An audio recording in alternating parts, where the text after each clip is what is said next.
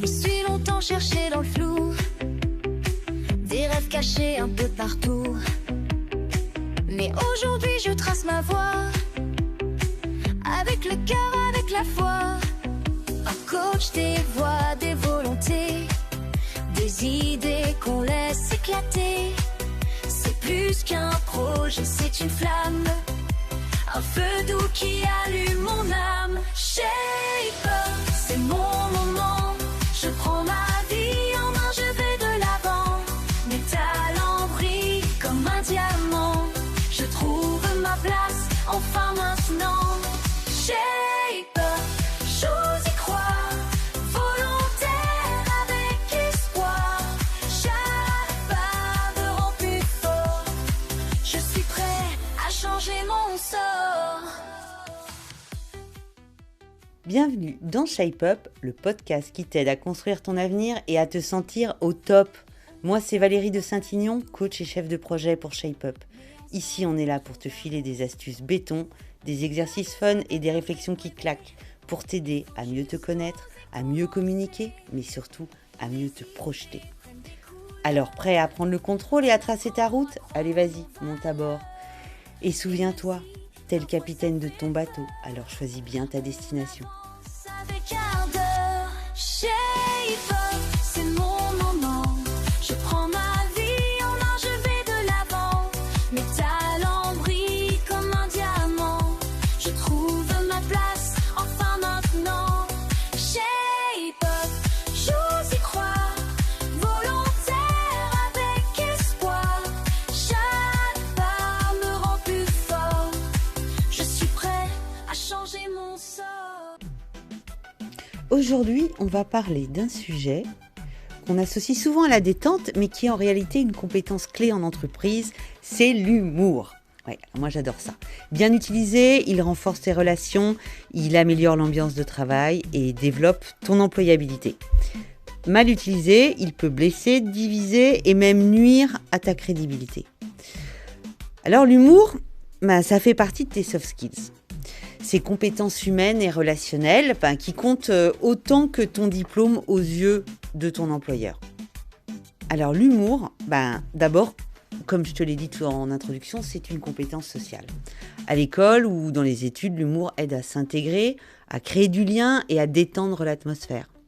Et en entreprise, il devient un outil de communication et permet de désamorcer les tensions, de rapprocher une équipe et de motiver ses collaborateurs. Oui, un employeur valorise une personne capable d'apporter de la légèreté dans les moments difficiles, sans perdre de vue le sérieux du travail. Alors les bénéfices de l'humour au travail, ça va être la réduction du stress. Oui, parce qu'un rire partagé, ça agit comme une soupape de décompression et en plus, ça relance l'énergie. C'est aussi de la cohésion. Oui, l'humour crée des codes communs qui renforcent l'esprit d'équipe. Et puis, l'humour, c'est de la créativité. Une ambiance détendue favorise les idées nouvelles. Et c'est aussi une compétence de leadership. Un manager qui sait doser l'humour inspire confiance et proximité. Alors, l'humour bien utilisé est donc perçu comme un signe d'intelligence émotionnelle et de communication efficace. Mais l'humour a ses limites. Alors, les limites à respecter, d'abord, c'est le contexte. Une blague peut détendre en pause, mais par contre peut être très gênante en réunion formelle. L'humour, les limites de l'humour, ça va être aussi la cible. L'humour inclusif, ça rassemble, mais l'humour moqueur, ça exclut. D'autre part, il y a aussi une question de crédibilité. Alors, trop de blagues, clairement, ça tue la blague et t'es catalogué comme pas sérieux. Et puis, dès que tu touches des sujets sensibles, où là, faut jamais faire d'humour, des discriminations, le racisme, le sexisme, le physique, la religion, qui vont plutôt exclure. Et là, tu vas passer juste pour un gros lourdeau de base. Je voudrais qu'on s'attarde un petit instant sur savoir rire de soi. Alors, d'abord, rire de soi, c'est un signe d'intelligence. Mais ce n'est pas de l'autodénigrement. il existe une forme d'humour très puissante, c'est savoir rire de soi. Je vais te donner un exemple positif. Je suis tellement mauvais en dessin que même mon chien n'a pas reconnu son portrait. Mais au moins, ça fait rire tout le monde. Alors, un autre exemple négatif. Je suis nul et je ne sers à rien. Tu vois, la différence est simple. Dans le premier cas, tu renforces ta crédibilité tout en créant de la sympathie.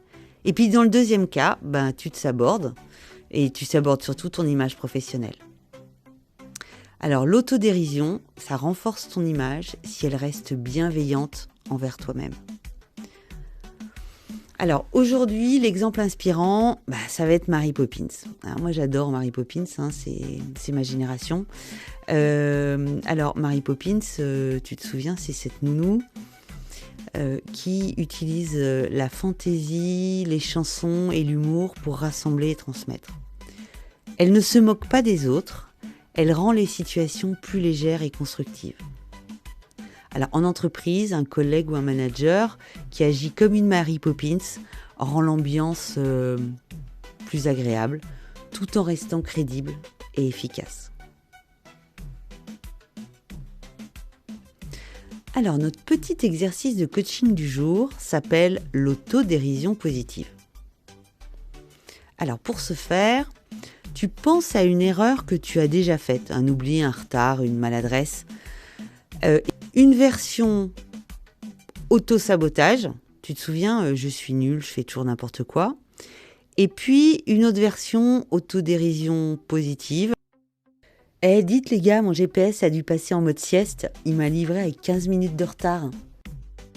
Alors, quelle version te valorise, quelle version te décrédibilise ?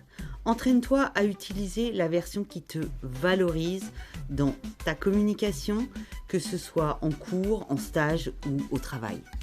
Alors, retiens bien ce qu'on a vu aujourd'hui. L'humour, c'est bien plus qu'un simple atout sympa, c'est un soft skills clé dans tes études et dans ta vie professionnelle.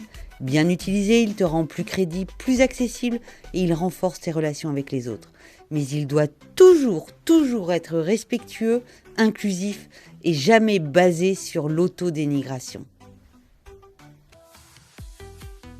Viens nous rejoindre dans Shape Up. Dans nos ateliers, on ne se contente pas de parler théorie, on met en pratique. Tu expérimentes des exercices de communication et de confiance en toi. Tu apprends à mieux gérer ton stress et à transformer l'humour en outil relationnel. Tu développes tes soft skills comme l'adaptabilité, l'intelligence émotionnelle, le travail en équipe qui sont aujourd'hui autant valorisés par les recruteurs que les compétences techniques. Les ateliers sont dynamiques, participatifs. Tu rencontres aussi d'autres jeunes qui, comme toi, cherchent à avancer, à trouver leur place et à booster leur employabilité. Et puis Shape Up, c'est pas juste des ateliers, c'est du coaching individuel pour t'accompagner dans ton projet, c'est du bénévolat encadré pour enrichir ton CV, et c'est une vraie communauté d'entraide où on avance ensemble. Alors si tu veux développer ton potentiel, apprendre à mieux communiquer et acquérir les compétences que recherchent les employeurs aujourd'hui, inscris-toi. Toutes les informations sont disponibles sur www.aldic.lu dans l'onglet Shape Up. Et surtout, n'attends pas, les places sont limitées.